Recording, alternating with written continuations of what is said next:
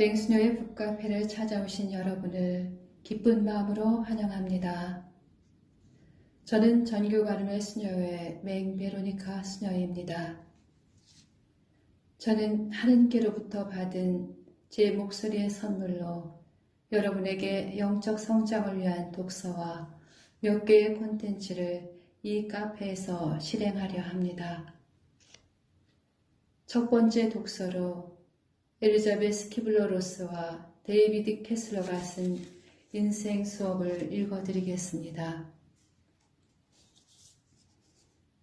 저자 엘리자베스 키블러-로스에 대해서 인간의 죽음에 대한 연구에 일생을 바쳐 미국 시사주간지 타임지가 20세기 100대 사상가 중 한 명으로 선정한 엘리자베스는 1926년 스위스 치리에서 세 쌍둥이 중 첫째로 태어났습니다. 자신과 똑같은 모습의 다른 두 자매를 바라보며 일찍부터 자신의 정체성에 대한 고민을 시작한 그녀는 진정한 나는 누구인가? 어디서 와서 어디로 가는 존재인가? 라는 질문을 평생 놓지 않았습니다. 스위스 시골에서 자란 엘리자베스는 아버지의 친구가 나무에서 떨어져 죽은 것을 보면서 죽음에 대해 일찍 생각하게 되었습니다. 제2차 세계대전이 끝나고 19의 나이로 자원봉사 활동에 나선 그녀는 폴란드 마이네넥 유태인 수용소에서 인생을 바칠 소명을 발견합니다. 그곳에서 죽음을 맞이해야 했던 사람들이 지옥 같은 수용소 벽에 수없이 그려놓은 환생을 상징하는 나비들을 보고 삶과 죽음의 의미에 대해 새로운 눈을 뜨게 된 것입니다. 취리 대학에서 정신의학을 공부한 그녀는 미국인 의사와 결혼하면서 뉴욕으로 이주합니다. 뉴욕, 시카고 등지의 병원에서 죽음을 앞둔 환자들의 정신과 진료와 상담을 맡는데 의료진들이 환자의 심박수, 심전도, 폐기능 등에만 관심을 가질 뿐 환자를 한 인간으로 대하지 않는 것에 충격을 받습니다.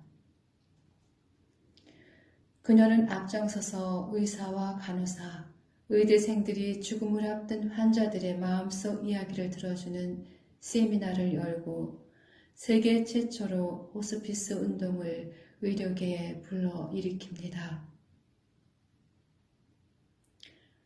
죽어가는 이들과의 수많은 대화를 통해 어떻게 죽느냐는 삶을 의미 있게 완성하는 중요한 과제라는 깨달음에 이른 그녀는 말기 환자 500여 명을 인터뷰하며 그들의 이야기를 담아 써낸 죽음과 죽어감을 씁니다. 전 세계 25개국 이상의 언어로 번역될 만큼 큰 주목을 받았고 그녀는 죽음 분야의 최고 전문가가 됩니다. 그 후 20여 권의 중요한 저서들을 발표하며 전 세계 학술 세미나와 워크숍들로부터 가장 부름을 많이 받는 정신과 의사가 된 그녀는 역사상 가장 많은 학술상을 받은 여성으로 기록됩니다. 말년에 이르러 온몸이 마비되며 죽음에 직면하는 경험을 한 엘리자베스는 70세가 되던 해에 쓴 자서전 세계의 수레바퀴를 이렇게 시작합니다. 사람들은 나를 죽음의 여의사로 부른다. 30년 이상 죽음에 대한 연구를 해왔기 때문에 나를 죽음의 전문가로 여기는 것이다. 그러나 그들은 정말로 중요한 것을 놓치고 있는 것 같다. 내 연구의 가장 본질적이며 중요한 핵심은 삶의 의미를 밝히는 데 있었다. 삶에 대해서도 비할 데 없이 귀한 가르침을 그녀는 죽음에 이르는 순간까지 전했습니다. 인생 수업은 그녀가 살아가는 동안 얻은 인생의 진실들을 담은 책입니다. 그녀는 이 책의 마무리에 이렇게 씁니다. 평생을 죽어가는 사람들 곁에서 죽음에 대한 책을 써온 나는 꼭 책 한 권을 더 쓰고 싶었다. 죽음에 대한 책이 아니라 삶과 살아가는 일에 대한 책 말이다. 삶의 끝에서 배울 수 있는 것들을 글로 남기기 위해 이 책을 썼고, 아직까지 삶에 도전하고 그 결과를 음미할 시간이 많이 남아있는 사람들에게 이 책을 선사한다. 그녀는 이 책을 마지막 저서로 2004년 8월 24일 눈을 감았습니다.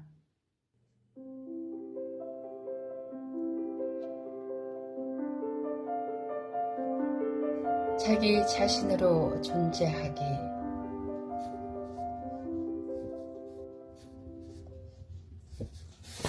배움을 얻는다는 것은 자신의 인생을 사는 것을 의미한다.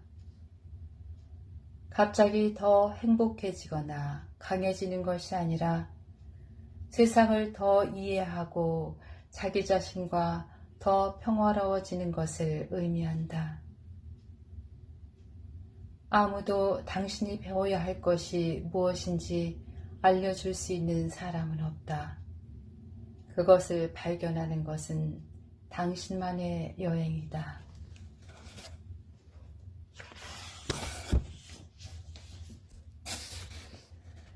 여러 해 전 캘리포니아에서 열린 우리의 워크숍에 참가한 40대 초반의 여성이 자신의 경험담을 들려주었습니다. 어느 금요일 오후 나는 혼자서 차를 몰고 시내 외곽 쪽으로 달리고 있었습니다. 주말이라 고속도로가 붐볐지만 어서 빨리 교회로 나가 친구들과 즐거운 시간을 보내고 싶었습니다.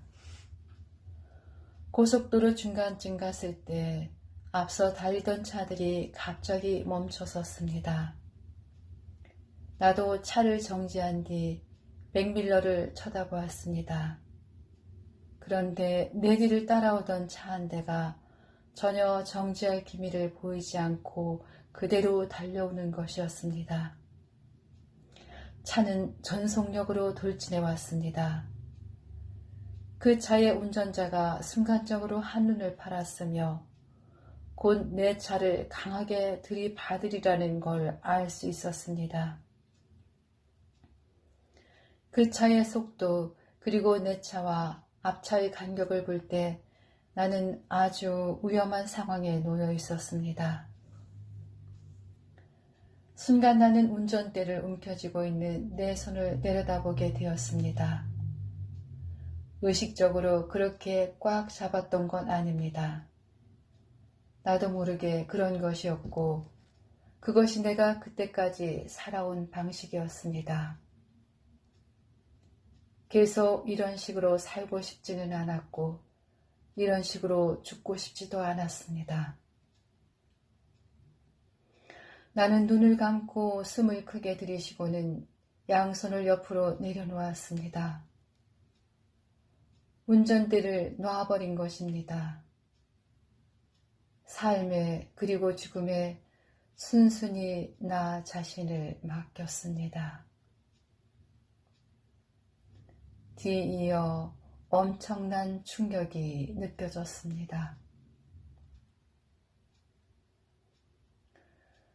얼마 후 사방이 고요해지고 나는 눈을 떴습니다. 너무나 놀랍게도 나는 하나도 다치지 않고 멀쩡했습니다. 내 앞에 있던 차는 박살이 났고 뒷차 역시 완전히 부서진 상태였습니다. 내 차는 그 중간에서 마치 종이장처럼 구겨져 있었습니다. 경찰은 내가 몸의 긴장을 푼 것이 천만다행이라고 했습니다. 근육이 긴장하면 심한 부상을 입을 확률이 훨씬 커진다는 것이었습니다.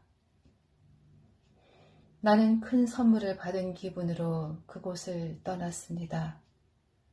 단지 다치지 않고 살아남았다는 것 이상의 더 큰 의미를 지닌 경험이었습니다. 나는 그동안 내가 어떤 식으로 살아왔는지 알게 되었고 그것을 바꿀 기회를 얻었습니다. 지금까지 늘 주먹을 꽉 움켜쥔 채 살아왔지만 이제는 손바닥 위에 부드러운 깃털이 놓인 것처럼 평화롭게 손을 편 채로도 삶을 살 수 있다는 걸 깨달았습니다. 그 어느 때보다도 나 자신을 가까이 느낄 수 있었습니다.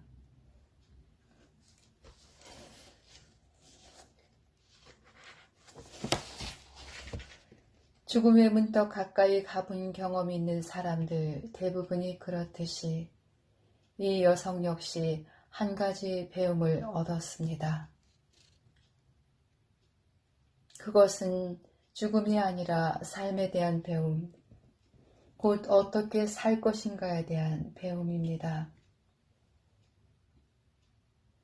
인간 모두의 깊은 내면에는 자신이 되기를 갈망하는 어떤 존재가 있습니다.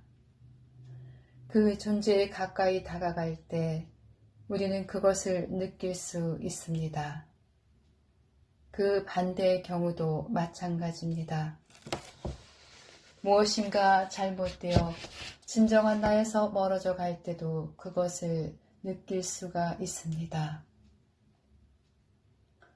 의식적으로든 무의식적으로든 인간은 삶 속에서 배움을 얻으려 하고 그 해답을 찾습니다. 두려움과 후회와 싸우고 의미와 사랑과 용기를 추구하며 상처와 상실, 덧없이 흘러가는 시간들을 이해하려고 노력합니다. 끊임없이 나는 누구인가를 찾고 진정한 행복에 이르는 길을 발견하려고 시도합니다. 사랑하는 이의 얼굴이나 종교, 신 또는 그런 것들이 있다고 여기는 장소에서 해답을 구하기도 합니다. 그러나 또한 많은 이들이 돈과 지위, 완벽한 직업 등에서 의미를 찾으려고도 합니다. 하지만 이내 그런 것들에서는 자신이 추구하는 의미를 발견할 수 없으며 심지어는 그것들이 고통을 가져다 줄 뿐이라는 사실을 깨닫습니다. 삶의 의미를 깊이 이해하지 못한 채 잘못된 길을 따르다 보면 삶의 의미 따위는 없으며 행복은 그저 환상에 불과하다고 여기게 됩니다.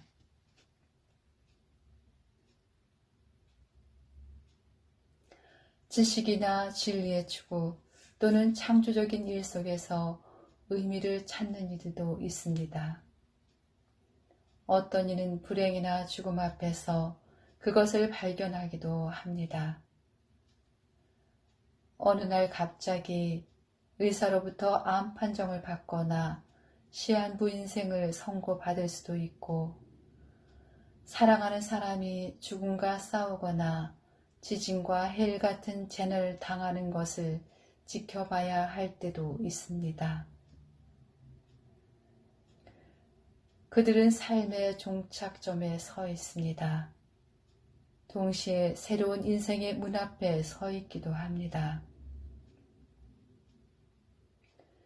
불행이라는 거대한 괴물의 눈을 똑바로 바라보면서 죽음과 정면으로 마주하면서 어느 순간 삶을 바라보는 시각이 완전히 달라집니다. 그것은 근본적인 배움을 얻었기 때문입니다. 그들은 절망이라는 어둠 속에서 남은 생 동안 무엇을 할지 결정해야만 했습니다.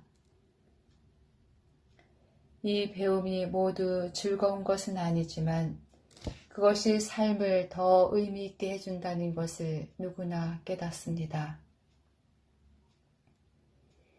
그렇다면 그 배움을 얻기 위해 꼭 삶이 지나갈 때까지 기다려야만 할까요? 지금 이 순간 그 배움을 얻을 수는 없을까요?